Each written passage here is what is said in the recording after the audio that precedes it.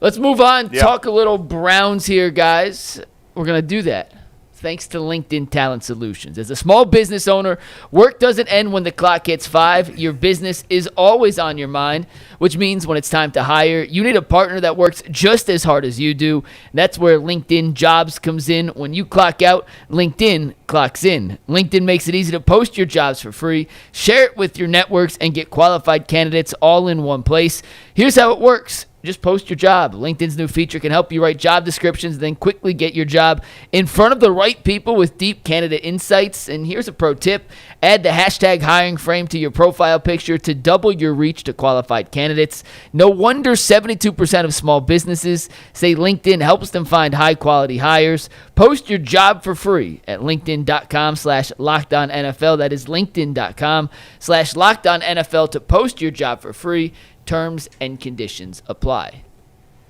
So, guys, ESPN put out an article yesterday projecting the top rookie NFL stat leaders in certain categories.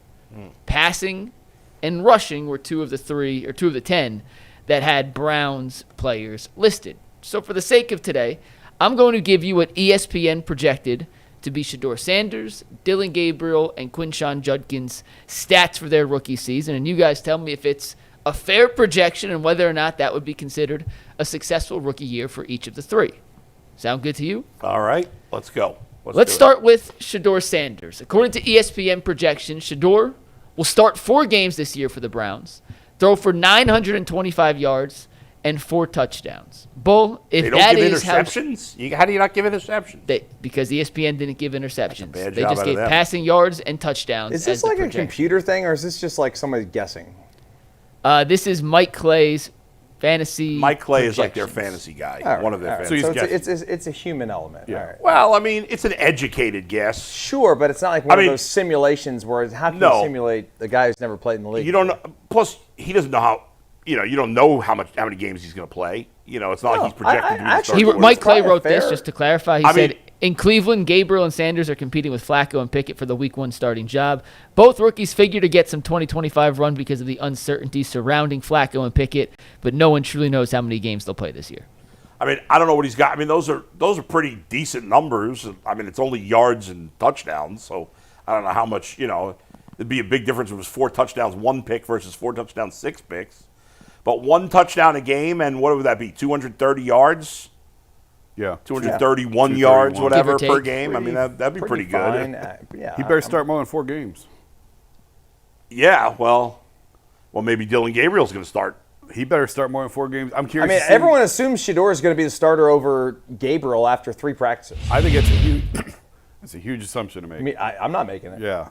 Does he have Gabriel? I know you didn't mention Gabriel. Does he have Gabriel's numbers in there? Yeah, he does. You want to do Gabriel's now? And we compare the 2? Yeah. All right, Dillon Gabriel. In this projection from Mike Clay, he has Dillon Gabriel starting 5 games, throwing for 1,205 yards and 5 touchdowns.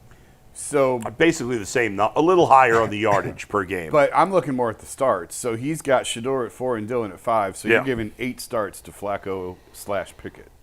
That's ridiculous. Why would you do that? The only way you would do that is if the Browns were having a surprising good season. They're not going to bail on the season if they're playing well. If those 2 rookies combined make a total of 9 starts, that is a failure by management and coaching. You have got to start those guys more than 9 games. You have 1 year to make a decision on these guys. 5 starts and 4 starts is not enough to make a decision. So if they're somehow 6-2, which obviously I don't believe they will be, you're going to bench. They're 6-2. They're not benching Flacco. They're not going to bench him if he's playing great or Pickett. Okay, fine. Yeah. What world are the Browns going to be 6-2? You asked me for the scenario. I'm saying that's the one scenario where you're in a tough spot. I don't know how. First of all, I don't think Flacco's on the team. I said that. I don't think Joe's on the team. See, I don't think Pickett's going to be on the team. Listen, it's May. Yeah. If Pickett looks awful, yeah, he's not going to be on the team. I'm just saying one of those 2 won't be on the team. Yeah. You can't give them more than 1 or 2 starts. Whoever it is, I'd only give them 1 or 2 starts at the beginning of the season. Is it unfair to the rookies? Yeah, probably. Oh well, life's unfair. You have 1 year because right now they're the way that they traded down, they're trying to take a quarterback next year. So you have 1 year to figure out if you've got something or not. How can you know if you have something on 4 starts and 5 starts? You won't. You won't. No. So now you're in the position. I don't even know that you'll know for sure for you probably 6, 7, won't. 8 starts. You may not, because that's what I was talking about with G the other day. It's like the worst thing that could happen. Like one of these guys needs to be really, really good, or they both need to be really, really bad. Because the worst thing you could do is you get to the end of this year and you look at it and go, with another year, there might be something here. Yeah. We might have something here. And then you take a left tackle and your receiver, and then the quarterback flops. Yeah. Like that's the worst thing that could happen. that is true. So this is, I just think you need a way bigger sample size on these guys than 4 games and 5 games. But if your attitude is, well, even if they're not ready, we got to play them, then why not start them week 1, one of them? Fine. I'm fine Yeah. with that. I'm Yeah. totally fine with that. And maybe that'll be the case. Yeah. There's no M going into the season with Pickett and 2 rookies. There's no way. I wouldn't. So Flacco and 2 rookies? That's what I would do. That's my room. I mean, That's my maybe- room. Listen, I'm just saying on May 22nd. Let's Yeah. get into camp and see what these guys look like. Right. If Pickett looks like Listen, a total disaster. there's a chance they're all 4 on the roster, 1 on the practice squad, 3 on the roster. I don't know who's making it to the practice squad. That wouldn't get picked up. Who's going to put? I mean, if Shedeur gets cut, someone's going to put him on their active roster. I would Yes. think so. Yeah, I think so. Really? At Yeah. that point, I don't think Shedeur makes it to practice squad. I would, as somebody, one of these bad Dude, teams a would. lot of good players make it to the practice squad. At that position? I mean, yeah. So, I think A 5th-round pick that, if he doesn't play well enough to make the active roster here, who's putting him on their active roster? the Saints, the Raiders. Like I think there are other teams that would have drafted him in the late 5th or 6th or 7th. Well, round. they're running out of chances. To Dustin's point, they were running out of I chances. hear you. And by the way, yeah. these players do have some sort of say. Like, I mean, if they say, hey, we'd like to have you in the practice squad, Yeah.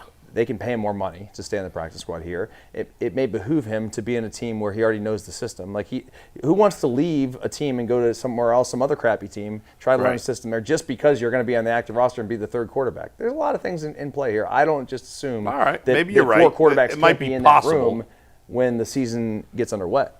You never know. It seems like an unlikely scenario to me, but you make a fair point. That I guess anything's possible. And by the way, one of them could get hurt, and then it all takes care of itself. Yeah. Or maybe a starter on another team gets hurt, and that team wants to trade for Flacco or Pickett. That could happen too. Right. Go ahead, Mike. The other layer of that question, just to do this whole exercise, is if those are the realistic, if that is how it pans out, would that be a successful season for the rookies? I just want wanna to ask, say, I just Mike, want to ask given if you us combine passing it. yards and touchdowns. Well, that's what I'm saying. If you combine the two, if we leave this season with the 2 rookie quarterbacks on the Browns combining for 9 starts, 9 touchdowns, and 2,100 yards, there's a pretty strong indication that they'd be drafting a quarterback very high next year, right? I guess. I can't decide based on – it's not enough information Right. to know whether they played well or not. I mean, if those are the final numbers, then it looks like you still don't know who your quarterback No, is. I think you don't know. Yeah, and if they haven't – the bottom line is if they have an opportunity to get a quarterback next year that feels – that they believe is a franchise lock, no doubt about it, the only way they wouldn't draft that guy is if one of these guys was outstanding. So to your point, yes, you don't want to be in a situation where maybe not. I think you got to draft that guy next year if you have the ability to, unless one of these guys makes it 100% obvious that he's the guy. And it's going to be hard to do that because we don't know how many starts they're going to get. Right. What the Browns do, and again, you have a situation where we may think that they have good job security, but Kevin Stefanski may be saying, "Hey, we got to win games here. We can't go." Jimmy Haslam told me my job's safe, but what if they go 2-15? What if they go 3-14? Could he get fired? And I've talked about the tank thing before, but obviously, every coach wants to win every game. Every player wants to win. Of course. I've never once insinuated Kevin's going to try and throw a game. Of course not. He wants to win every game. He's calling plays to win games. Yes. He's not calling plays for a quarterback Of course. next year. Yeah. So let's just be totally clear on that. He's Right. trying to win. But the organization's decision is about, what they may do at quarterback. How much is getting a quarterback next year factoring into that decision, especially in week 1? It has to. It has to, but does that make them, make a move that they probably shouldn't make for week 1? Or that, at the detriment. Like if you're the veterans on this team, and you know that the rookie's not ready to play, and they start one of the rookies week 1, I mean, you're going to be pissed. I mean, that's what happened with Hoyer and Manziel. It's exactly what happened with Hoyer and Manziel. They knew Johnny wasn't ready. I'm telling you right now, guys, Yeah. this team is not going to be thinking about anything other than trying to win as many games as they can. Right, the players And the coaches. And the coaches. But there is a detriment to that in terms of the organization. But guys don't care about that. Players don't care about that. They're not worried about that. The Patriots won that last game last year, cost them the first overall pick. I mean, to the point Dustin's making. Yeah. I mean, a big reason why Ty Lue got fired, go back in the day, was because Ty's like, I'm playing my guys. I don't care about your rookies. Yeah. I'm trying to win games. I'm playing my guys. Right. Yeah, And the organization was trying to develop young guys. Yeah. That was a big part of it. Yeah, I think it's a little different, though, basketball to football. I mean, this team they won 3 games last year, man. Like, Jimmy Haslam wants to win games. Stefanski wants to win. Berea, they need to win games. I mean, I don't think they're going to be a playoff team this year. I think Tyvus was joking. He thinks they could go 8-9 or 9. I don't think he was joking. I think he believes Whatever. they could, Tyvus drinks the brown orange Kool-Aid. I mean, I get it. I once did that too. However, sorry, I don't know why he caught a stray there. Sorry, Tyvus. I don't know who'd want to drink brown Kool-Aid. Yeah. But no, I mean, they're going to try to do whatever they can to win, and they're going to try to I think they're going to try to create some of that Flacco magic early in the year. But you say Andrew Berry wants to win, and I think in some vein they do, but he didn't do everything he could. If he was doing everything he could to win, he would have drafted Travis Hunter at 2. Yes. And they didn't do that. Look at the offense that ended the season last year. Yeah. And their top 2 picks I don't defense. agree with you. What, you don't think? I mean, I don't know that Travis Hunter gets you that many more wins right now. It's a playmaker on offense. I It mean, is a their playmaker, stinks. but correct. But they also got a haul for the Right. pick. But the key piece of that haul is next year. So it wasn't about this year and getting better this year. Yeah, I understand. I'm just saying I don't know that Travis Hunter as a rookie is going to make you that much better like this season. I wanted Travis Hunter. I did. Yeah. I did. But I don't think that move signifies that they're not trying to win this year. I don't me, know. it does. I look at that offense, Yeah. and their top 2 picks were on the defensive side of the ball. Now, I mean, they got Judkins high in the second round. Yeah. And very they, high. They got Judkins, they got Fannin, they got Yeah. Sampson. They addressed they got it. 3 They playmakers I'm addressed pretty it. happy about. They did. Well- I'm too. They addressed it. Judkins is the other rookie that we have Yeah. ESPN stat projections for. Before I show you what Mike Clay projected for Quinshon Judkins, he had this little nugget in there about running backs taken in rounds 2 and 3 since the 2011 draft. Since 2011, only 13 of the 74 running backs selected in rounds 2 or 3 have reached 800 rushing yards in year 1. 14 of them reached 6 rushing touchdowns. So 13 of 74 reached 800 yards. 14 of them reached 6 or more rushing touchdowns. With that in mind, this is It's a how lot lower than I would have guessed. Same. Yeah. this is how Mike Clay projected out Quinshon Judkins' rookie season with the Browns. 922 yards, 6 rushing touchdowns, and 1 receiving touchdowns, which would give him 7 total, which would tie for 4th most of all rookie offensive players, not just running backs, but running backs, receivers, and tight ends. That 922 yards above that 800-yard threshold we just mentioned, and the 6 rushing touchdowns would be right up there with the other 14 who reached 16 rushing touchdowns. If that's what Quinshon Judkins does this season, would that be a successful rookie season in your mind for the Browns' second-round pick? Yeah. Yeah, I said I wanted 1,000 yards. Yeah, but well, okay, 992. after hearing that stat, I guess it would, I mean, that'd be pretty good. Just out of curiosity. Running backs just usually hit the ground running more than any other position. What did Chubb have his rookie year? Because I remember he wasn't. I know. Remember he sat. Carlos Hyde? Yes, but and then they traded Hyde, traded and Hyde Chubb went mid-season. crazy. Chubb, yeah. That's why. Nick Chubb, his rookie season back in 2018, had 996 yards. Okay, and that's And playing. that's with half barely the year. playing the first 4 games. Yeah, was it He 4? had something like that. 192 attempts. It was after the He had a- Tampa game. he had I a think break- they traded him. Yeah, traded Hyde. he had I remember Chubb had a breakout game in Oakland. Yes, I remember. I was Yeah, there. he had I remember that game. 105, Chubba, 105 yards on Give 3 Donovan carries that great game. call. Was that his first game with heavy carries? Well, he only had 3 carries Oh, he did. He had 3 carries, 105 yards and against 2 the Raiders. touchdowns. When was Hyde? When did his carries really go up?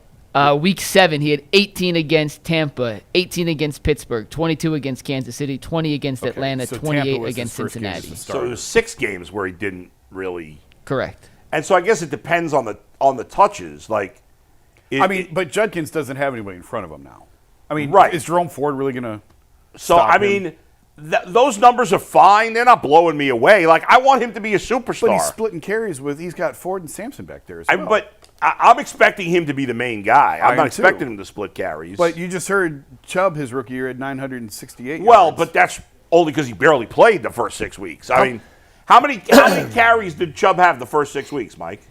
3 plus 2, 5, 7, 10, 16 carries in the first 6 weeks. That's not even like one game in the first 6 weeks. 16, He barely. 40, how many? 16? In his first 6 games, I was adding the numbers as he was saying Yeah, them. yeah, He was he- totally he had upset. 16 total carries for 173 yards in those 2 touchdowns. Incredible. 173 yards. That's incredible. So Averaging 10 yards. a had carry. Nick Chubb played a full complement, of, even He had you know, 1,400 yards as a rookie. easy. Oh, yeah, Yeah. easy. So, like, those numbers are fine for Quinshon Judkins. Yeah. But, like, to me, if you're a special back and you get the opportunity to be a bell cow rookie year, you got to make that impact year one. Like, if he averages 16, 17 carries a game, I want him to have 1,200 yards. And that's not too much to ask for a rookie in a position where the good rookies immediately impact. If he's healthy, I think 1,100 yards is definitely in play. Yeah. Again, that's not bad, those numbers. They're going back to emphasizing the run. They're going back to the Right. wide zone. So I think he's going to get a lot of carries. I do too. I mean, Chubb had Hyde in front of him for the first however many weeks. What would we say? 6 or whatever. Yeah. I don't know necessarily. They had that's somebody else there, too. There were 3 backs. Yeah, I don't remember. Was Isaiah Crowell still there? Who was? I don't remember. Mike, take a look at the Browns rushing carries Crowell was here. In 18? in 18, Nick's rookie year. Did they Because it trade wasn't him just too? Hyde. They had another back that got carries. No, I'm sorry. Crowell was not here. He was gone already? in 18. It was Carlos Hyde, Duke Johnson. Duke Johnson. Crowell That's was here it. in 17. But Duke Johnson only had 40 carries all season, so it's not. How many did he have in the first 6 weeks? He would get a lot of passes. First 6 weeks of the, was that 2018 season? Yeah. Yeah. We said 4, 2, 10, 14 carries in the first 6 So he weeks. got about the same amount of carries as Nick. So if Carlos Hyde had not been there, Duke Johnson's carries wouldn't have gone up much. It would have been all going to Nick Chubb. So, yeah, so they still had Duke Johnson in the mix, and Duke Johnson would be on the field a lot because he'd catch a lot of passes. That guy just fell off a cliff. Yeah. Not uncommon in the NFL, but for a minute, He was had good. that hold-in thing, right? Remember? He was, Yeah, like, trying Baker went to, at that was a Baker bad went job at by him. Baker. Yeah, It was. The whole thing was just kind of ugly. yeah. For comparison's sake, these are the other rookie running backs and their projected stats by Mike Clay. He only gave the top 5, but he had Ashton Genty with 1,120, 7 touchdowns. What team is Jenny on? I forgot. The Raiders. He was the 6th overall pick. Oh, I mean, they don't have any other running backs, do they? No, he's going to be the bell cow. Yeah, he's being conservative with the. I mean, if Ashton Jenny only has 1,100 yards, I'm disappointed if I'm a Radar. Omarion Hampton with the Chargers, 961 yards. Yeah, he's conservative. 9 with all these touchdowns. numbers. Yeah. Caleb Johnson, the 3rd-round pick of the Steelers, 947 yards. Now and that's 7 high touchdowns. because the Steelers have Jalen Warren. And then Judkins was 4th, and then R.J. Harvey of Denver with 841 yards and 5 touchdowns. Those were his top 5. That guy might have more projected yardage rookie because they leaders. don't really have anybody then. Harvey? Yeah, like just opportunity. I don't know if he's as good as these other guys. I would but think Judkins would be second and behind Genty. Who was that other guy Of that those Denver rookies. had? I would think so too. Javante. Yeah, he's gone. Javante Williams is gone. gone, right? They have the Audric Estime guy Yeah, and McLaughlin. yeah. They're going to do running back by Where committee. did Javante Williams go? He's not on Denver, right? I think he left and went somewhere else. I can't remember. I have no idea. He looked great as a rookie. He's a and then he Cowboy. got- What's that? Cowboys. Right. He looked great as a rookie, and then he got hurt, and he's never been the same. Yeah. But, yeah, I mean, I'm expecting Judkins to have – I mean, those numbers, again, they'd be fine. Yeah. But I'm expecting him to do more than that. I think he's going to have to split carries all year with Hyde and Sampson. You just said Hyde. Ford and Sampson. Where is Carlos Hyde these days? Have we heard from him? I feel like you never State hear Farm. about him. He's in State Farm. Oh, really? I don't know. He's at State Farm. I bought it. It sounded reasonable. that he's working for State Farm. I'm sure he's out of the league. I mean, No, I know he's out of the league, but not I was, playing. wondering what he was up to these days.